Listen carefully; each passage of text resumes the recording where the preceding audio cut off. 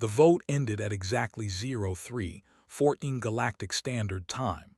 312 species, 287 votes to wait, to monitor, to send another diplomatic note to the Turakai Dominion and hope, somehow, that genocide would solve itself.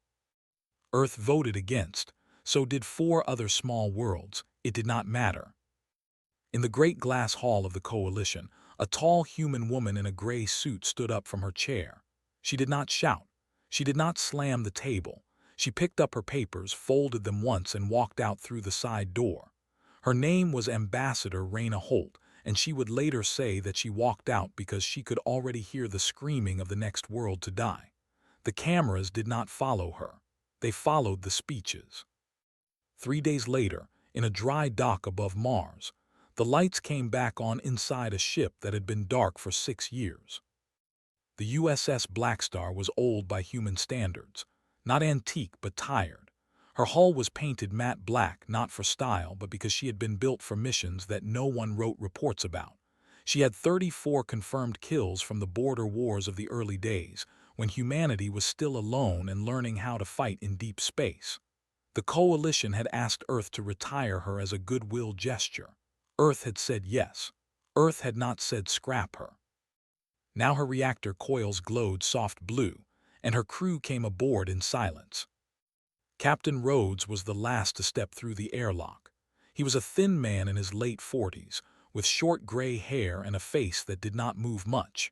He carried one duffel bag and a small wooden box that no one asked about. The Marine standing guard at the airlock saluted. Rhodes nodded back and kept walking. On the bridge, Commander Hale was already waiting. She was younger, dark-skinned, with a tight braid and sharp eyes. She had served under Rhodes twice before. She did not stand when he entered. She just looked up from her console and said, "She is ready, sir." Rhodes set his bag down beside the command chair. He did not sit yet. He walked to the front viewport and looked out at the slow-turning red face of Mars below. "Where is our guest?" he asked. "Observation deck. He is not happy." "He does not have to be happy." The guest was Ambassador Drellin of the Velti Confederation. The Coalition had insisted on sending an observer. They wanted a witness. They wanted, more than anything, a name they could blame later if this went badly. Drellin was tall, gray-skinned, with 4 long fingers on each hand and large dark eyes that blinked sideways. He stood at the wide window of the observation deck and watched the dock arms release the Blackstar one by one. A young human officer brought him a cup of water. He took it without thanking her. "Where is your fleet?" Drellin asked. The officer paused. "Sir. Your escort, your support ships, your carrier group, where are they forming up?" The officer looked at him for a long second. Then she said very simply, "There is no fleet, sir. It is just us." Drellin set the cup down. Some of the water spilled. He did not notice. On the bridge, Rhodes finally sat. The chair fit him the way an old coat fits an old man. He pressed a small button on the armrest. "All stations, this is the captain. We are leaving dock in 4 minutes. Our destination is the Turakai Outer Line, Sector 9. Our orders are simple. We will find the war. We will end it." He paused. "That is all." He released the button. The bridge was quiet. No cheering. No fear. Just the steady hum of the reactor and the soft tap of fingers on consoles. Lieutenant Voss, the weapons officer, was the youngest person on the bridge. She had pale skin, short blonde hair, and a small burn scar on the side of her neck from a training accident she never spoke about. She finished her last system check, turned to the captain and said, "Guns are green, sir." Rhodes nodded. The dock arms let go. The Blackstar drifted free for a moment, like a ship taking its first breath. Then her main engines lit, and Mars fell away behind her. Drellin came to the bridge 20 minutes later. He had to ask 3 times to be let through the security doors. When he finally entered, no one stopped working. No one even looked up. He walked to the back of the room and stood near the captain's chair, his long fingers folded behind his back. "Captain Rhodes," he said. Ambassador. One ship. Yes. Against an empire that has burned 3 civilizations. Yes. Drellin waited. He thought Rhodes would say something else, something dramatic, something that would make a good line in a report, but Rhodes only watched the stars. "You will die out here," Drellin said at last. "You and every soul on this ship." Rhodes turned his head slowly. His eyes were the color of cold iron. "Maybe," he said, "but not first." The jump engines began to whine. The bridge lights dimmed to red. Somewhere deep in the hull, the reactor changed its tone, climbing into a long, low growl. Drellin gripped the railing behind him without meaning to. Outside the viewport, the stars stretched into thin white lines, then snapped into a single bright point, then vanished entirely. The USS Blackstar slipped into the dark between worlds, alone, quiet, and pointed straight at the heart of an empire that had no idea it was already dead. Overlord Vran was eating when the report came in. He sat in a chair carved from a single piece of black stone, in a hall lit by green fire. The plate in front of him held a small bird-like creature, still half alive, twitching once or twice as he tore strips of meat from its side. A slave knelt by his left foot, holding a cup of warm blood wine. Vran was a tall Turukai, almost 3 meters in height, with a thick neck, 4 eyes set in a flat skull, and skin the color of old iron. His teeth were filed down into hooks. A junior officer entered, bowed low, and held out a thin glass tablet. "Speak," Vran said without looking up. "My lord, a single ship has crossed the outer line in Sector 9. Human design, old class, no escort." Vran chewed slowly. "A scout." "It is not behaving like a scout, my lord. It is moving toward our patrol formation. 6 dreadnoughts have moved to intercept." Vran finally looked up. His 4 eyes were yellow with thin black slits. "6. Yes, my lord." He laughed. It was a deep, wet sound. He waved the officer away. "Tell them to capture the crew alive. I want to see what kind of fool sends one ship into our space. I will skin him in the great square." The officer bowed again and left. Vran tore another strip of meat from the bird. He never thought of the matter again until 11 minutes later, when his command screen lit up red and stayed red. Out in Sector 9, the 6 Turukai dreadnoughts were forming a wide hunting net. They were huge ships, almost twice the size of the Blackstar, covered in spines and dark gun ports. Their captains had killed many smaller vessels in their careers. They knew their work. The lead ship, the Iron Crown, broadcast a demand for surrender in 7 languages. The Blackstar did not answer. On her bridge, Captain Rhodes watched the tactical display in silence. 6 red marks, 1 blue mark. The math did not look good on paper. It rarely did. Commander Hale stood beside him. "They are spreading out. Standard Turukai net. They want to close the bag before we can run." "Good," Rhodes said. Ambassador Drellin made a small sound in the back of his throat.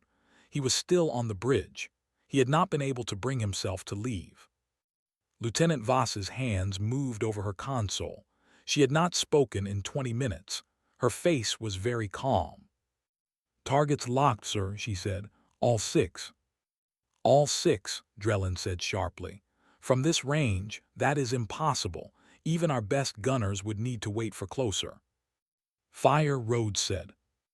The Blackstar did not look like she did anything at first. There was no great flash, no shaking of the deck. Just a low hum that ran through the hull and a faint shimmer along her flanks as her primary railguns released their charge. In the time it took Drellin to draw one breath, 4 of the 6 dreadnoughts ceased to exist. The first round punched through the bow of the Iron Crown, traveled the full length of the ship in less than a heartbeat, and came out the back trailing fire and crew. The reactor lost containment 2 seconds later. The whole vessel folded in on itself in a silent white bloom. The second and third dreadnoughts died the same way, almost at the same moment. The Blackstar's targeting systems had fired all 6 rounds in a tight pattern, each one aimed at a reactor core through a known weak point in Turakai armor that the humans were not supposed to know about. The fourth dreadnought lost only its bridge and its engines. It drifted, blind and slow, venting atmosphere from a wound the size of a small moon crater. The remaining 2 ships finally began to turn. They opened fire. Bright green energy lances reached out across the dark and washed over the Blackstar's shields. The shields held without flickering. "Plasma lances, free fire," Rhodes said quietly. Voss touched her panel. 2 long beams of white-blue light reached out from the Blackstar's underside. They were not weapons the Coalition had on file. They cut through shielding the way a hot knife goes through soft fat. The 5th dreadnought split in half along its spine. The 6th lost its entire weapons deck and began to burn from the inside out, fire crawling along its hull through the open seams. Voss let her hands rest. "6 confirmed, sir." The whole engagement had taken 3 minutes and 11 seconds. The Blackstar had not taken a single hit through her shields. Drellin stood very still. His 4-fingered hand was pressed flat against the railing. He had seen battles before. He had read every report his coalition had ever filed on human warfare. None of it had prepared him for this. The Turakai had been the terror of the Rim for 20 years. They had broken the Velti home fleet in one afternoon. He had personally written the eulogy for that fleet. He looked at Rhodes. The captain had not stood up. He had not raised his voice. His hands rested on the arms of his chair as if he were watching the weather. "Captain," Drellin said, and his voice was thinner than he wanted it to be. "Captain, you did not even let them surrender." Rhodes turned his head. "They were not offering. They asked for our surrender." "Yes," Rhodes said, "they did. After they burned the Velti home fleet, after Kesari, after 3 civilizations. They have been asking for a long time, Ambassador. We are answering." The bridge was quiet. The viewport showed a slow rain of glowing debris where 6 warships had been. Rhodes looked back at the stars. "Helm," he said, "take us deeper." The first shipyard burned at the 2nd hour of a foreign morning. It hung in orbit around a brown planet called Hesari II, a vast cradle of girders and cranes where the Turakai built their warships from the bones up. 40,000 workers lived in the rings around it. Most were not Turakai. Most were taken from worlds that no longer had names. A young engineer named Lern worked the night shift on the outer scaffold. She was small, 4-armed, with pale violet skin, born into slavery and trained from birth to weld armor plate. Her grandmother had told her stories of a green world, a place called home, but Lern had never seen it. She had never seen any sky that was not gray steel. She was bolting a hull plate onto the side of a new destroyer when she felt the station shudder. It was a small shudder, almost gentle, like a hand laid on a shoulder. Then the alarms began. The Blackstar had arrived in the system 30 seconds earlier. She did not come out of jump in the usual place. She came out behind the outer moon, hidden in its shadow, her stealth field absorbing every sensor pulse the Turakai fired her way. By the time the first warning reached the shipyard command tower, she was already in firing position. Commander Hale had planned this strike herself. She stood beside the captain's chair with a small headset over one ear, listening to a dozen channels at once. "Civilian rings are tagged, sir. All 4. Targeting is locked off them." "Confirm." "Confirmed. No fire arcs cross the worker quarters. We are clean." Rhodes nodded once. "Take the cradle." The Blackstar fired with a precision that did not look like war. It looked like surgery. Her main guns put 3 rounds into the shipyard's central reactor, 1 into the fuel depot, and 4 into the keel ribs of the half-built warships still locked in their docks. The chain of explosions that followed lit the dark side of Hesari II like a slow sunrise. Inside the worker rings the lights flickered. Sirens called for evacuation. Turakai foremen shouted orders, but the rings themselves did not burn. The air kept flowing. The walls held. Lern lay flat against the floor of her scaffold tunnel, her 4 arms wrapped around her head, and watched through a narrow window as the shipyard she had been forced to build for her entire life came apart in slow, silent fire. She did not cry. She did not pray. She simply watched. A voice spoke over the station's emergency channel. It was a human voice, calm, in clear Turakai trade tongue. To the workers of Hesari 2, move to the evacuation pods. They are unlocked. Your overseers cannot stop you. Go home. Lern sat up slowly. She had never heard the word home spoken to her by anyone but her grandmother. The Blackstar jumped out before the Turakai response fleet arrived. The same thing happened 8 hours later at the Karsh Belt Yards. And again, 12 hours after that, at the Great Island Drift, the largest shipyard in the Dominion, where 40 new warships sat half-built in their racks. All 3 yards went dark in a single ship's day. The Turakai war machine lost more tonnage in 18 hours than it had lost in 20 years of fighting the Coalition. Overlord Vran learned of the third strike while standing in his war room. He did not eat this time. He did not laugh. He stared at the great map of his empire, where 3 bright red marks now blinked, and his 4 eyes were very still. He turned to his admirals. "Pull every fleet back," he said. "Every ship, every battery, bring them home. Find this vessel. I want it brought to me. I will pay any price." He named a bounty so large that it could have bought a small star system. By the end of the day, every pirate clan, every mercenary captain, every bounty hunter from the rim to the core had the Blackstar's profile loaded onto their screens.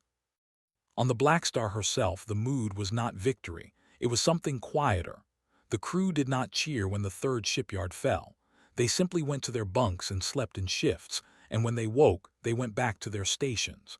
Lieutenant Voss spent 2 hours alone in the chapel that the chaplain had set up in an old storage bay. No one knew what she did in there. No one asked. Ambassador Drellin walked the ship. He had not asked permission. He just walked, past crew quarters where photographs of children and parents and dogs were taped to the walls, past the mess hall where a young Marine offered him a plate of food he could not eat. He saw a chief engineer patiently teaching a junior tech how to seal a coolant line. He saw a wall covered in handwritten notes where the crew had written the names of the dead worlds: Velti, Kesari, Tharn. The list was long. He came at last to the bridge and found Rhodes alone, looking out at the stars. "Captain," Drellin said. Rhodes did not turn. "You did not kill the workers," Drellin said. "You could have. It would have been faster. The Coalition expected you to." "We are not the Coalition." "Why are you different?" Drellin asked. The question came out smaller than he meant it to. "Why are you not the same as everyone else who has ever held this kind of power?" Rhodes was quiet for a long time. When he finally spoke, his voice was very soft. "Because we remember being on the other side of it." Nebula's lie. That was the first thing every navigator learned. The Kesari Nebula was bigger than most. It stretched across 2 full sectors, a slow-rolling cloud of red and gold gas streaked with veins of glowing dust. Inside it, sensors did not work the way they should. Light bent. Heat scattered. A ship could hide inside that cloud for years and never be seen. The Turakai had hidden 40 warships there. The bait was a small convoy of cargo vessels, 4 ships, running on the edge of the nebula with no escort and a cargo manifest that screamed easy prize. Medical supplies, ammunition, a hold full of slaves marked for transfer. It was the kind of target the Blackstar had been hitting for 3 weeks now. Strike, free the slaves, leave. Captain Rhodes looked at the convoy on the long-range scan and said one word: "Trap." Commander Hale nodded. "Without question, sir. The signal profile is too clean. The escort is missing on purpose." "How many do you think?" Hale thought about it. 30, maybe more. 40, said Lieutenant Voss, without looking up from her console. Rhodes glanced at her. I have been watching the heat readings on the nebula edge for the last hour, Voss said. There are 40 engine signatures bleeding through the dust. They are trying to mask them, but you cannot fully hide a reactor. 40. Ambassador Drellin, who had been sitting quietly in the back of the bridge for 2 days now, leaned forward. 40, he said. Captain, you should withdraw. The math is not in your favor. Rhodes was quiet for a long moment. Then he stood up from his chair. It was the first time he had stood during a combat planning session. The bridge crew noticed. They all watched him. Bring us into the nebula, he said. Slow approach, full active scans. Let them think we are blind. Sir, Hale said carefully. We will be inside their kill zone before our shields can fully cycle. I know. He turned to Voss. I want full battery prep on the ignition charges. Every one we have. Set them for variable yield. I want to be able to touch this cloud and make it burn. Voss looked up at him. For the first time in weeks she smiled. It was a small, tight smile. Yes, sir. The Blackstar slipped into the Kesari Nebula, like a hand into dark water. The trap closed the moment she crossed the inner edge. 40 Turukai warships rose out of the gas in a great ring around her, every gun port glowing, every weapon hot. The lead vessel broadcast a single demand, not for surrender, but for the captain's name, so that Overlord Vran would know whose skull he was mounting on his wall. Rhodes did not answer. He had stopped answering hails on the second day of the campaign. The battle began. The first salvo broke through the Blackstar's shields in 4 places. The ship shook hard. Klaxon screamed. A junior officer on the navigation deck was thrown from her chair and hit her head against a console. Decks 4 through 9 reported hull breaches. Coolant began to vent from a ruptured line into Corridor 17, where it froze in the air into a slow, drifting cloud of small white needles. Commander Hale was on the upper bridge platform when a second hit came through. A panel exploded near a young Marine. Hale moved without thinking, shoved him to the floor, and took the burst of sparks across her own back. She landed hard, her uniform smoking, her left arm useless. She did not cry out. She just got back up onto her knees and kept calling damage reports. Engineering status. Reactor stable, Commander. Coolant leak on deck 7. We can hold for 10 minutes. Make it 20. Rhodes saw her on the deck. He saw the burn. He did not move from his chair. Hold your station, Commander. Holding, sir. He turned to Voss. Ignite the cloud. Voss had been waiting for the order. Her hands moved fast. The Blackstar fired 16 plasma charges into specific pockets of the nebula, places where the gas was richest, where the Turukai had hidden the most ships. The charges did not explode. Not at first. They sank in slowly, and then, 3 seconds later, the cloud itself caught fire. The Kesari Nebula bloomed. A wave of burning gas the size of a small star rolled outward in every direction. It was not an explosion in the normal sense. It was an ignition. The whole local cloud became a furnace. 12 Turukai warships, hidden too deep, simply vanished. 8 more lost their shields and began to burn from the outside in. Their hulls cracked. Their crews died screaming as their own armor melted around them. The Blackstar rode the wave. Voss had calibrated the charges so that the fire moved outward, away from the human ship. The Blackstar's shields held against the heat wash, just barely, glowing a deep angry red along her flanks. Her crew worked in vacuum suits as life support rerouted every spare watt of power to the weapons. The fight lasted 40 more minutes. The Blackstar took 6 more hits. 2 crew members died at their posts. But when the last enemy warship broke apart in the dying fire of the nebula, the human ship was still there. Scarred, smoking, listing slightly to one side, but alive. Drellin found Hale in the medbay an hour later. She was sitting up, her left arm in a brace, refusing painkillers. He stood in the doorway and watched her for a moment. You should rest, he said. I will rest when this is over. He nodded. He understood now. He had begun to understand many things. The galaxy was watching, and the Blackstar was still moving. Turek Prime was a red world. Its oceans were dark and salty. Its skies were the color of rust. Its single great city, Karavoth, covered most of the northern continent in a sprawl of black towers and burning braziers. At the center of it all stood the Throne Mountain, a fortress carved into the side of a dormant volcano, where Overlord Vran had ruled for 47 years. The Blackstar came out of jump at the edge of the system. She did not arrive quietly this time. She arrived loud. Her transponder was open. Her hull was scarred and smoking from Kesari. She broadcast her name on every coalition channel, in every Turukai frequency, in plain trade tongue, and in 7 slave dialects that the Dominion had tried for years to erase. This is the human warship Blackstar. We have come for Vran. Stand aside or stand with him. The coalition began to scream. Their messages flooded the Blackstar's communication array. Stop. Negotiate. Do not commit genocide. There were 5 separate ambassadors on the line, all talking at once, all warning Rhodes of consequences. They threatened sanctions. They threatened isolation.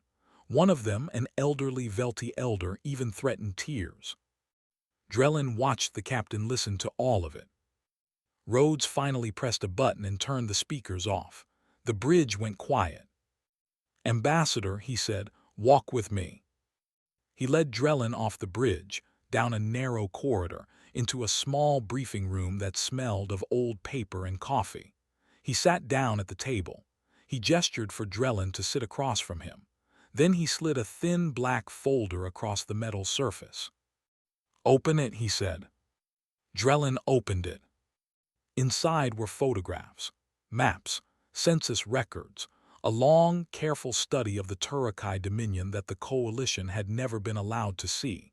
Drellin began to read, and as he read, his 4-fingered hands went very still. The Turukai were not a single species. They never had been. The ruling caste, the Overlords, made up less than 4% of the Dominion's population. The other 96% were 3 different species, all conquered, all enslaved generations ago. The Hesari, 4-armed and violet-skinned, made the ships. The Alan, small and many-eyed, ran the food production. The Karsh, tall and quiet, were used as foot soldiers and forced to fight in the front lines of every Turukai war. None of them were free. None of them had been free for 200 years. Drellin looked up slowly. We did not know. You did not ask.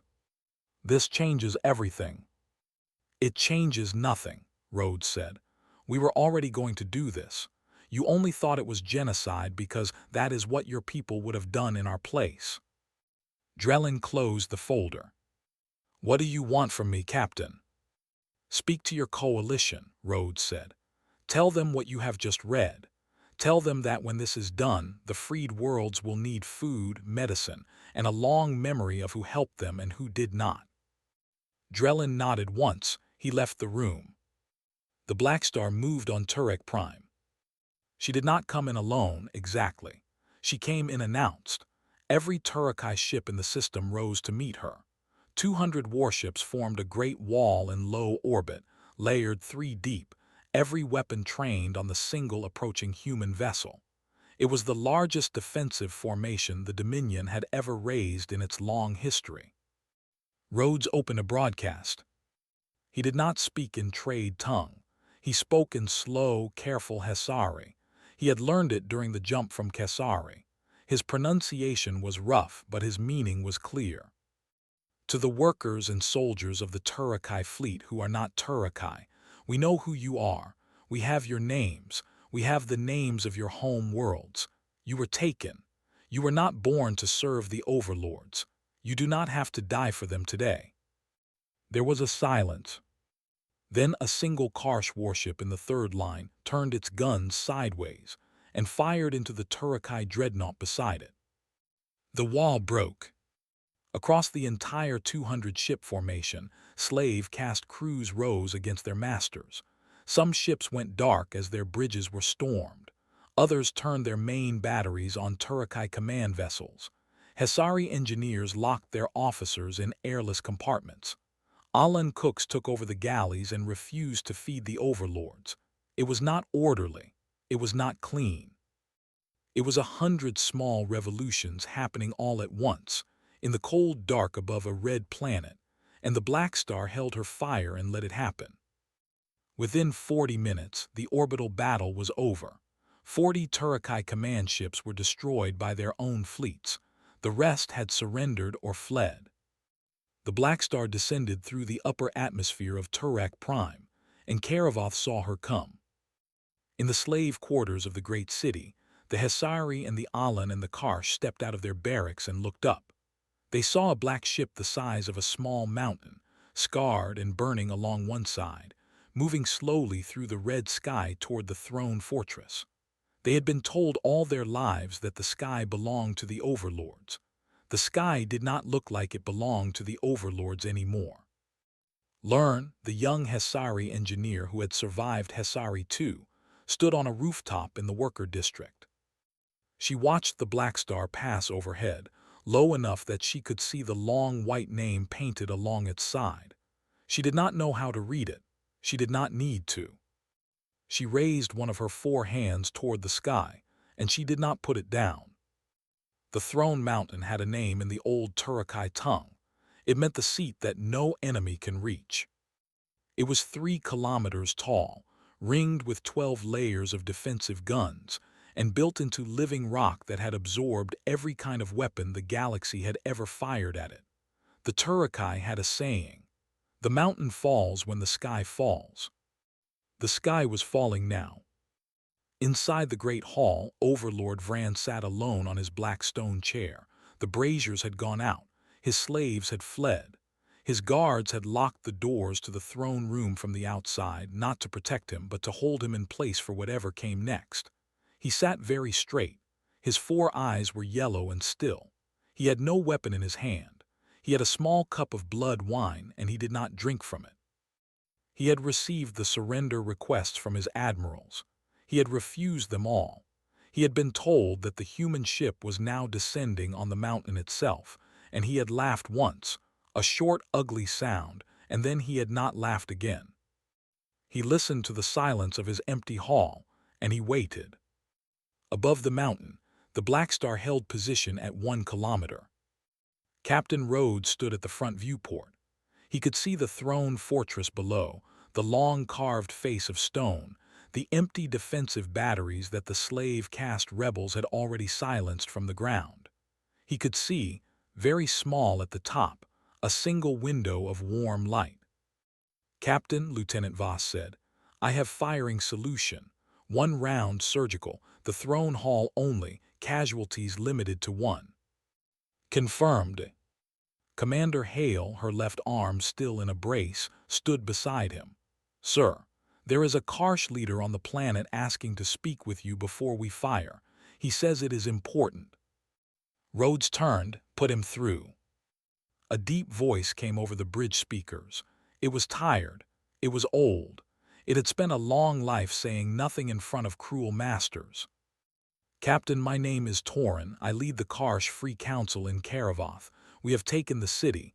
We have taken the spaceport. We have your back if you will have ours." He paused. "We ask one thing. Let the strike be ours.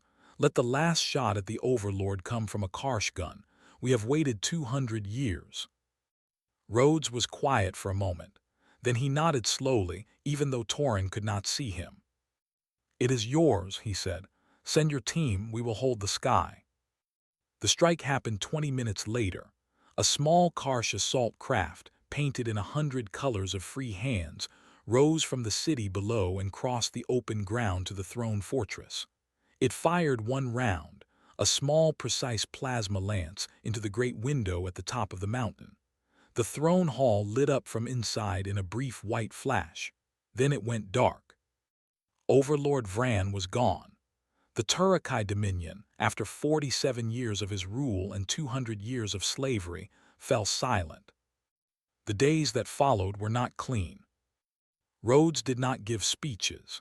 He did not accept any title from the freed peoples. He gave the Karsh and the Hesari and the Alan their own worlds back, the planets they had been taken from, the names they had been forced to forget.